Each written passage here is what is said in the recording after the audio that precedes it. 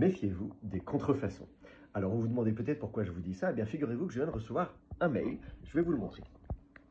Alors, c'est quelqu'un qui m'écrit sur mon site internet. Il me dit: je me permets de vous écrire suite à un échange avec une personne qui m'a orienté vers vous. La semaine dernière, deux jeunes ont déterré un manuscrit qui a l'air très ancien. Voilà.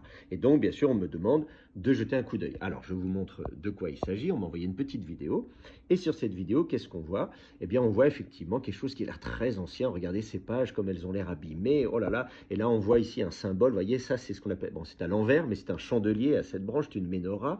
Donc, c'est un symbole du judaïsme. On se dit, ah bah oui, forcément, regardez, il y a plein de terre. Et on voit, on commence à voir des anciennes écritures.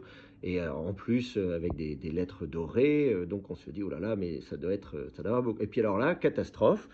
On a une étoile de David. Figurez-vous que l'étoile de David, eh bien, n'était pas un symbole du judaïsme dans l'Antiquité. Donc, il y a un gros anachronisme de plusieurs siècles.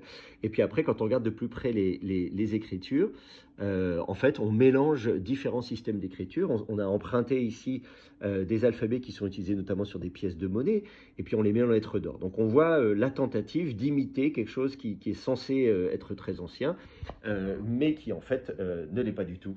Donc c'est une vulgaire contrefaçon, comme on en voit malheureusement très souvent. Alors méfiez-vous, si quelqu'un veut vous vendre un vieux manuscrit ou quelque chose qui est censé être une antiquité juive, c'est probablement un faux.